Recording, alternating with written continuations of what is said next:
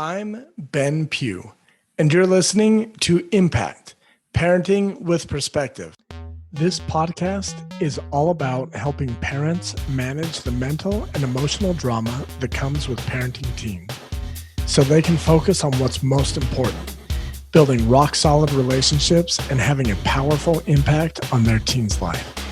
Join me each week as I dive into real tools to help you and your teen turn struggles into strengths. All right, guys, welcome back to the podcast.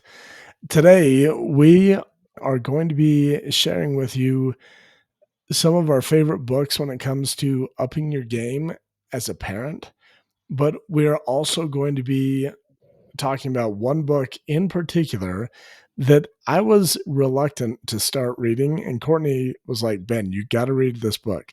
The funny thing is, Courtney reached out and was like, Ben, you got to read this book.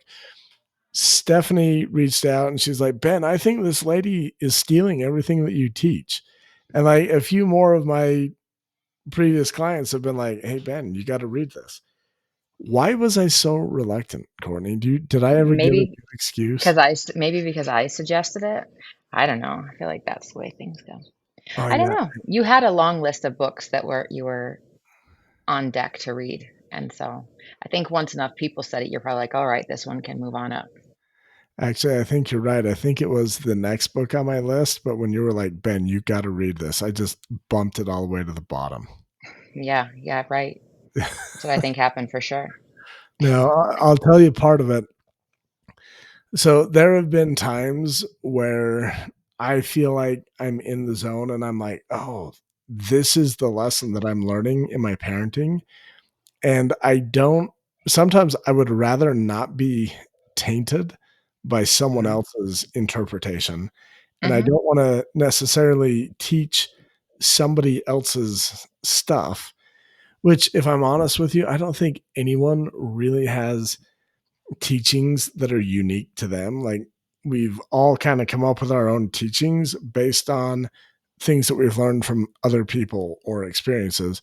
Mhm. Anyways, I do remember not wanting to be kind of tainted and having her ideas, like, it's kind of the easy way out. Like, oh, this is really good. I can just regurgitate that rather than processing it in my own simple way.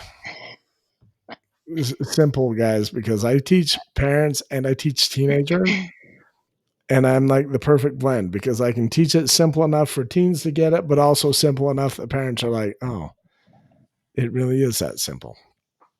Well, and Anyways, like I told you, like it's everything that you teach. And that's exactly what I said on my first text message to you all those months ago. Like it's you, everything you teach. She just words it differently.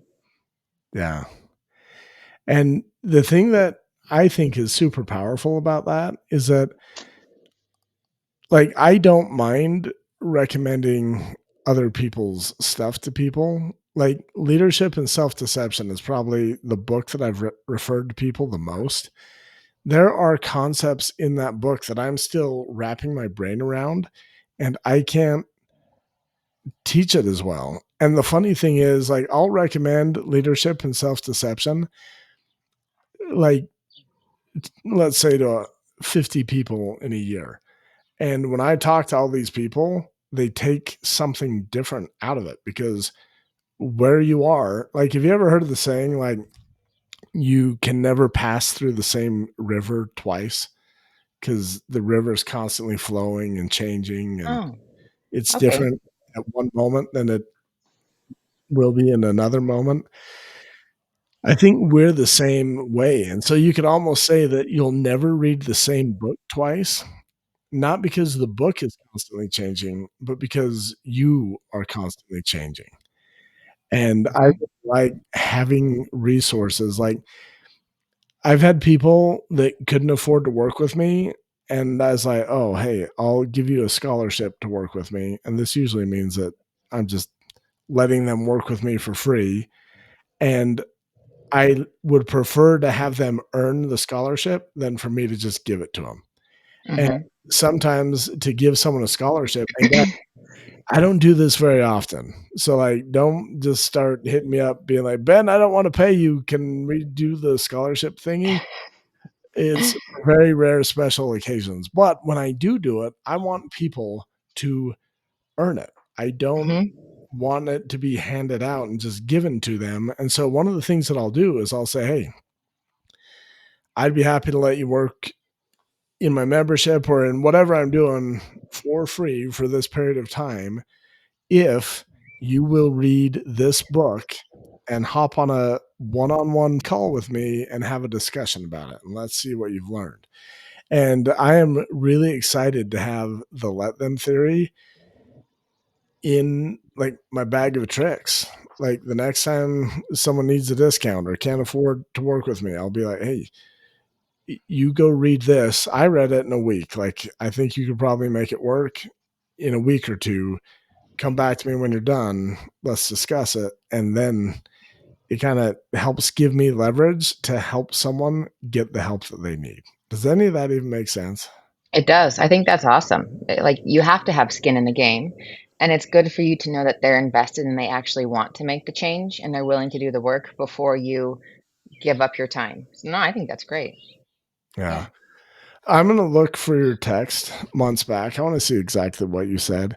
Say something super insightful for the people while I look. that's a Courtney lot of likes it when I just throw her under the bus. pressure. That's a lot of pressure. Super insightful. Be the change you want to see. Hmm. Yes. I don't even think Mel Robbins ever said that, but that's Well, she basically what does. she's teaching. She does say something about being the example. Let me see if I can find that. Yeah. Um, I think so. Those of you who haven't read the book yet, like we could oversimplify the book and say that it's all about like the let them theory is a two-part theory. Let them and let me. mhm. And you let them, and in terms of like what I teach, that would be like the T chart of control and identifying what's within your control, what's outside of your control, and letting go of all the things outside of your control. And then the Chapter let 60. me part is the part where you're letting go of the things outside of your control and reharnessing all of that energy so you can be the change. And I wish you guys could see Courtney because she looks really sheepish because she just Started pushed the away. audiobook on No, accident. yeah, I did that like 5 times. Actually, you know what? I bet you if I just do a search, it'll pop up. But yeah, the let them theory, I love that two-part combo. And if I were to like, I wouldn't say that this book is a comprehensive, it doesn't cover everything that I teach. Like there were a few parts in the relationship parts that I was like, man, I wish I could have a conversation with Mel so I could teach her about values based relationships and understanding your values so that you can then better understand other people's values and start building relationships based on values. Anyways, I would say that this is kind of a deep dive into the T chart of control and being the change that you want to see. So if anyone is wondering, like, guys, we still have month-ish left of summer, probably a month and a half for most people. If you're looking for a good book to read, you can get the actual paper version and read it. You can read it on Audible. That was kind of fun because Mel Robbins herself reads it, which if I ever write a book, I think I'm already planning that I'm going to narrate it. But You should. You totally should. Do you recall, was it around Christmas time? You were talking about who you'd want to speak at your funeral. That was the time. What holiday was that? ooh, It's a that might have point. been Christmas. Yeah, it's a And good you were point of on my reference. list. Oh, I texted you saying I wanted you to speak at my funeral. There we go. I said, just got a new Audible book, Let Them by Mel Robbins. Love it. It's essentially everything you've taught me over the last 2 years, just worded differently. And then I said, hope you had a very Merry Christmas. And you said, if I died, would you speak at my funeral? That was your response to my. You guys, this is how me and Courtney roll. I'm morbid sometimes. We're still on for Mhm. that, right? If I die, Yeah, absolutely, for sure. and all you Mhm. guys listen to the podcast, if I die, you got to reach out and let my family know, guys, Ben's got everything lined up. Not everything. Courtney, a lot of this is going to fall on your shoulders, but you are I'll wing it. the keynote speaker is what we'll call it. Okay, so when you reached out to me, this book had already impacted your life. What are some of the places where this book impacted you personally and also you as a parent? I was wasting so much energy, worrying about things that I can't control, choices that my spouse was making. Um, and it just helped me refocus and be like, let them. Like, it really does drain you when you're concerned about something that is outside of your control that someone else is doing. And also with my teenager, she gives an example in the book where her son was going to a dance at school and they didn't have reservations for dinner, and she was worried, like, "You guys, you're not gonna be able to get anywhere to eat, like, it's the night of prom." And they're like, "Mom, we're fine, like, just leave it alone." And her older daughter's like, "Mom, just let them, like, let them do their thing." And they figured it out. They walked out in the rain. And sometimes, like, we want things to be perfect for our kids, but sometimes we just have to let them, and it might not be the way we would do it, but they'll figure it out. Yeah. It's so freeing, and it just feels better to not be worried about all of those things. Yeah. It feels better. And one of the things that I teach about your identity is made up of how you think, like how you believe, like what you believe about yourself, how you envision yourself. Those are all the thought components, but also how you feel. And when you can let go of things outside of your control, I promise you, you will elevate your energy. If you are feeling stressed all the time, I guarantee you are focused on things outside of your control. And Mhm. the crazy thing is, in the world that we live in, like, guys, I talk to a lot of parents who are worried about their teens and anxiety. And I talk to a lot of parents who also are struggling with anxiety. And it seems like the majority of people in America want a prescription to take care of that. And I'm Mhm. like, no, the drugs, they're going to mask the symptoms. They will never address the root cause. And if you're tired of being stressed out all the time, or if you're a teenager and you're tired of being anxious all the time, really come to terms. Like, I love the book, The Let Them Theory. I think Mel does a great job doing a deep dive into this. If you want like my oversimplified version, I call it the T chart of control. Seriously, it's as simple as sitting down, creating a T chart, and on one side writing things that I can control, and on the other side writing things that I cannot control. Make two lists and then mentally identify, oh, these are the things outside of my control. When I focus on this, I feel stressed, I feel anxious, and shift your attention to the things that you can control. Like, I have to do this in solar all the time. Like, I sell solar on the side. It's kind of a fun gig sometimes.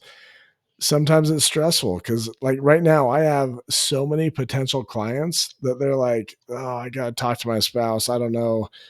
I'll get back to you. And if I focus on all of these people, like, man, are they going to buy? Are they not going to buy? Like, what are they going to do? I feel stressed because that's something outside of my control. But when I'm like, no, I can better understand the panels that we offer. I can better understand the key components that make our systems the best out there. I can do these handful of things. And the nice thing is, when I do that, I feel more confident. So, yeah, the Let Them Theory, it is definitely on my list of books that I would recommend to parents. I wouldn't say that it has necessarily taken the place of any of my former top recommendations, I wouldn't necessarily like I still highly recommend leadership and self-deception. Like I can see applications where like that's the number one book I recommend to parents all the time.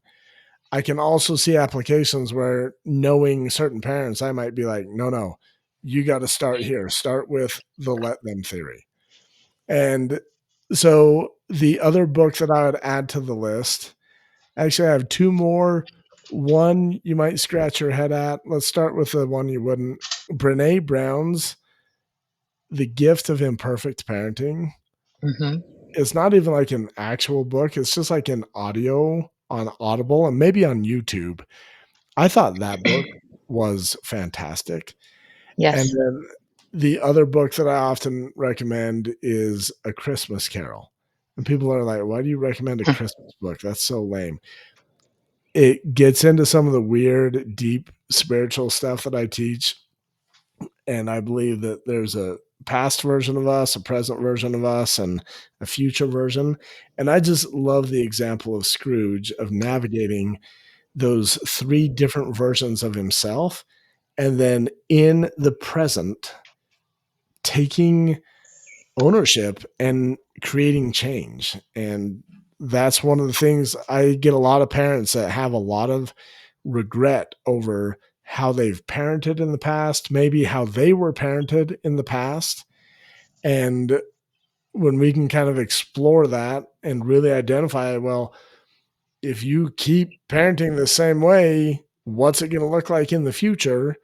And starting to make some changes in the present. So that's I don't even know how many books that was, but Or how many books? A Let Them Theory, Leadership and Self-Deception, The Gifts of Imperfect Parenting, and A Christmas Carol, which, by the way, I thought was a little goofy too, but now hearing you explain it, I get it.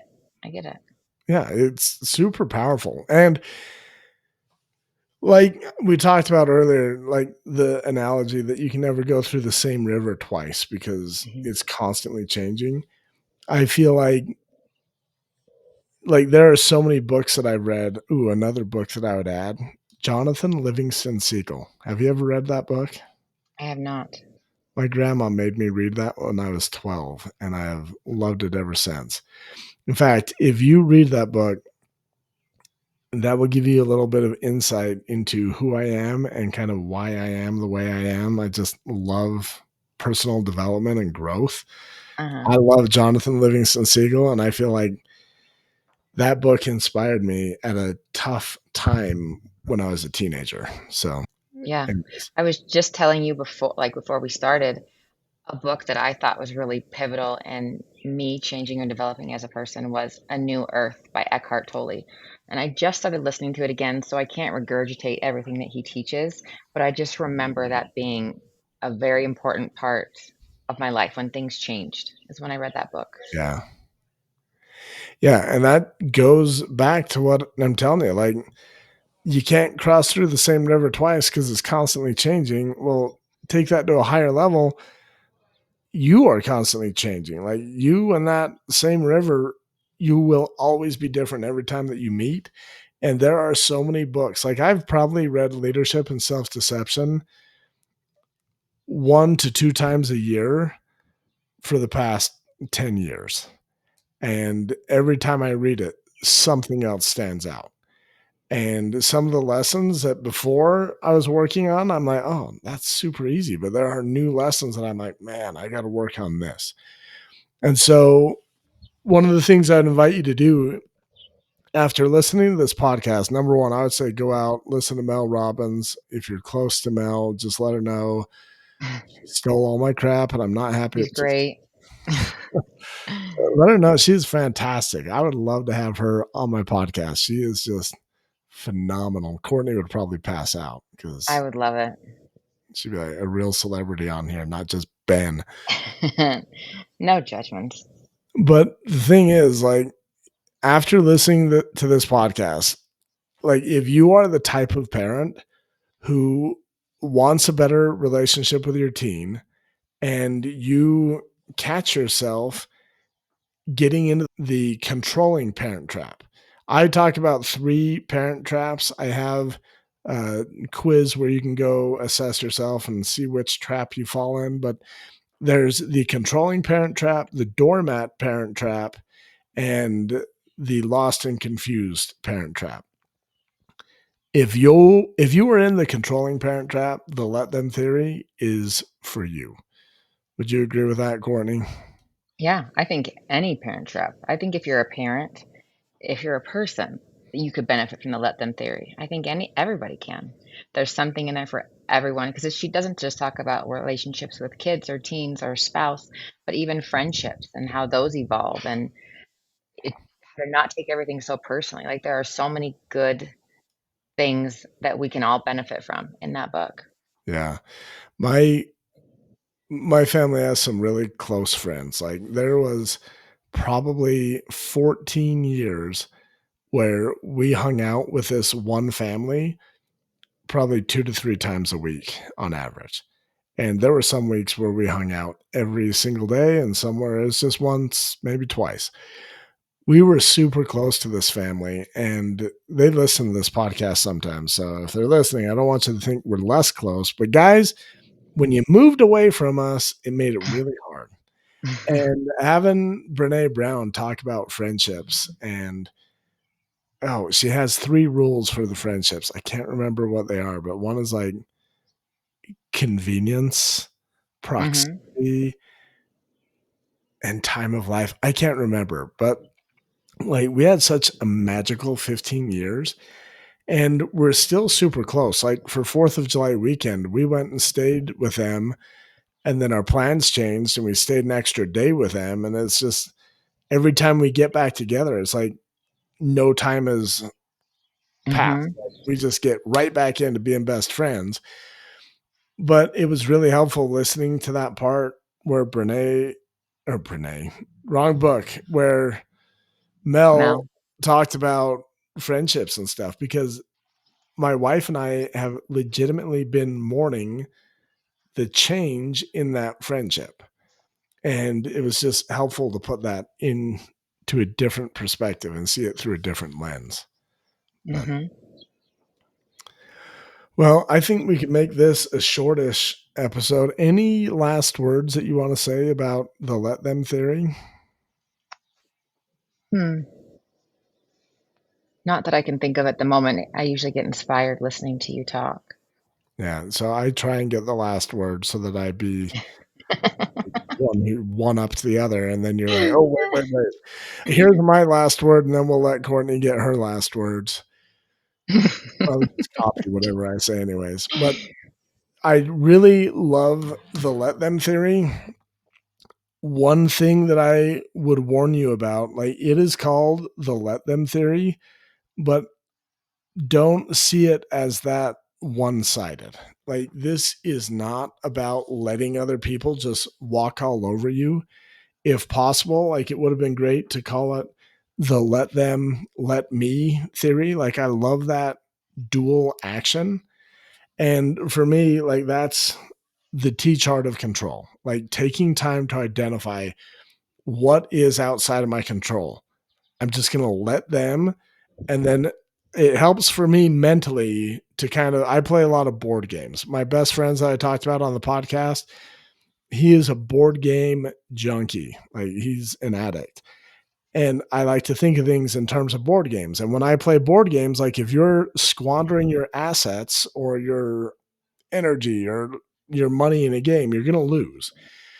If you're going through life focusing on things outside of your control, that's like in a board game where you're just squandering your health or your energy or your trading power, whatever it is, and you're going to lose.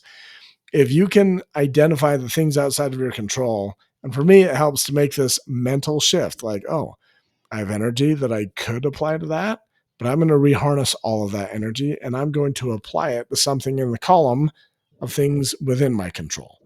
And the let them, let me, that concept in the book, that let me, in my opinion, is you reharnessing your energy and being the change that you want to see, taking ownership and responsibility for you, how you behave, how you feel, all of that. Okay, Courtney, last words. All right, I got a couple. When you were talking about the Christmas Carol and about the past and thinking that you may have made mistakes or whatnot, like it's never too late to switch things up. And it might take time for your child or whoever else that you're interacting with differently to be responsive to that, but to not give up. I don't know. I was feeling that when you were talking about it before, but I forgot. And one other thing she talks about in the book that might inspire someone to listen to it, and I think is really important because a lot of us care too much about what other people think, but she really hits home on let them think bad thoughts about you. And she's like, everybody has bad thoughts about you, like even your spouse. And she gives examples of bad thoughts she had about her husband or bad thoughts she had about her daughter. She's like, but I love them. Like everyone will have bad thoughts about you. And so many of us are worried about what people will think about things that we say or do, especially our teenagers. Let them have their bad thoughts. Like it's freeing to not have to worry about that. Yeah. Awesome. I love that. And when you were talking about it never being too late, um, Mhm. a few years ago, my wife and I watched the movie I Can Only Imagine. Imagine, uh-huh. Have you ever seen that movie? I did. Yep. I love that. Do you remember how crappy the relationship was between that singer and his dad? Hmm. And as you're watching the movie, you're like, this is never going to get better. Like, this is just horrible. And the dad was the one who wanted to create change, and he created change. And like, you would have thought it was too late, Hmm. and it was not too late. And if you are a parent and you are worried, like I have, my oldest son is going off to college, and we had a discussion. It wasn't ugly. It was at 11:30 at night, which is not my favorite time to have discussions, but he's like, I'm an adult. I should be able to do whatever I want. Me and my wife are like, look, we pay for like almost everything. You got to jump through a few hoops. And like, if you're in my same boat and you're having a child that's going off to college or something, and if you are worried that it is too late, I promise you, it is not too late. It is never too late. And things can change more radically than you believe. Like, Courtney, I remember when you finally read Leadership and Self-Deception. Like, I felt like I recommended that to you multiple times. You're like, Yes, you "Oh, did. it's just too coaching." And then I remember at one point you're like, "Okay, so I just read that book and everything changed." Like, you have the power to change everything by being the change you wanna see.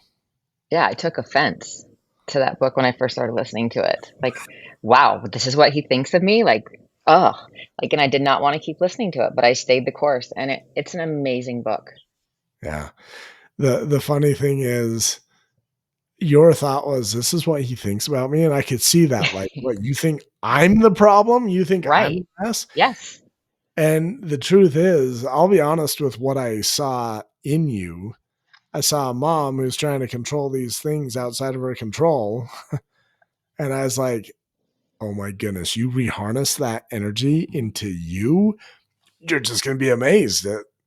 I saw the potential, and it took a little while. You may or may not be the most stubborn client I've ever worked with. Okay, That's you're not okay. I don't even mind. close. But also, like, I remember you saying, like, you're in the box towards your husband. Like, you're in the box, you're in the box. I'm like, whatever this box is, whatever. But I was. And when you're in the box towards someone, everything that they do, you see them through this lens of Yeah, cardboard. Like, it influences everything that how you see everything that they do. And you can make anything negative, whether it's a negative or not, when you're in the box towards someone. yeah.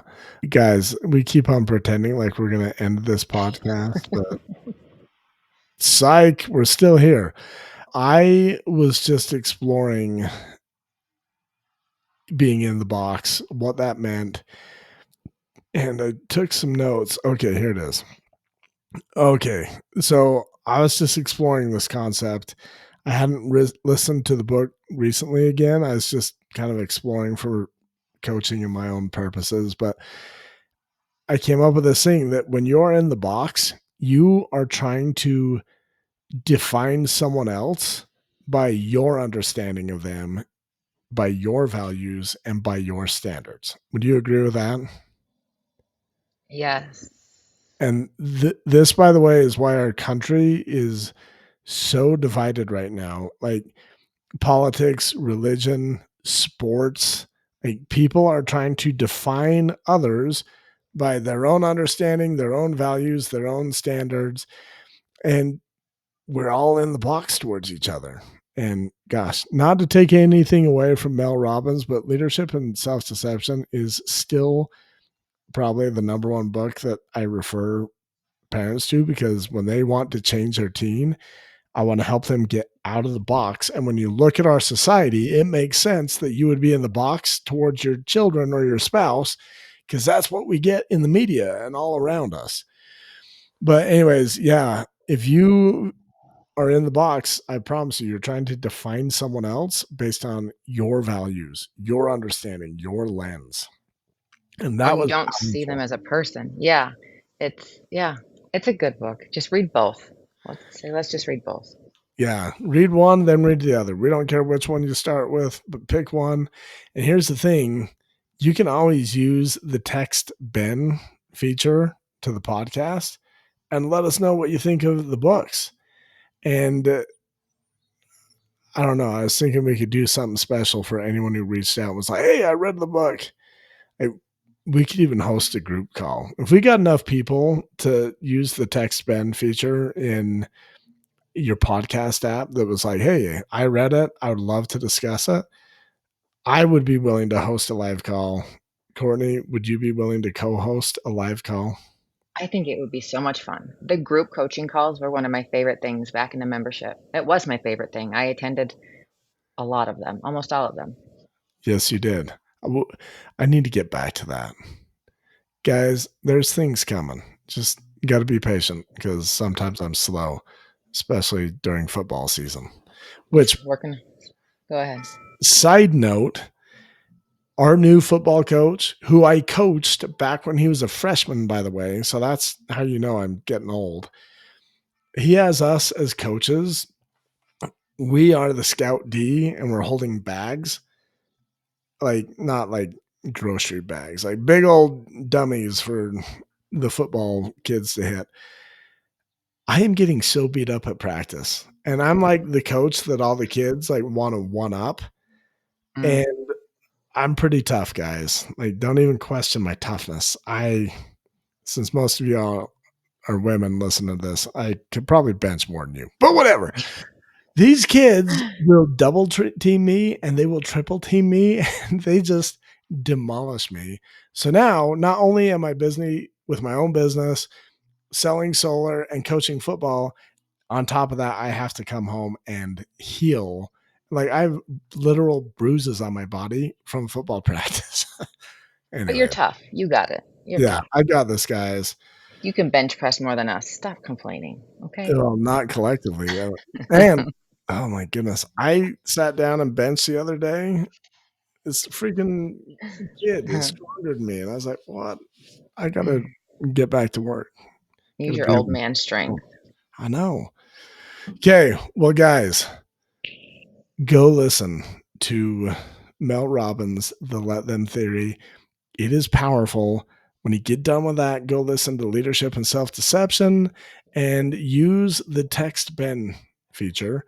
If we get enough people that said, hey, I listened to that, we will for sure host a live discussion call. We may even get into some group coaching. It'll be awesome. But go use that feature, and let's try and get a handful of people and do something fun.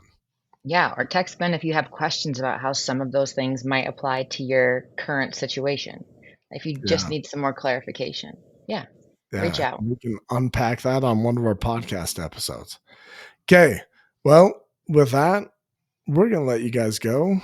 Thank you for being here, and we'll talk to you soon. See ya.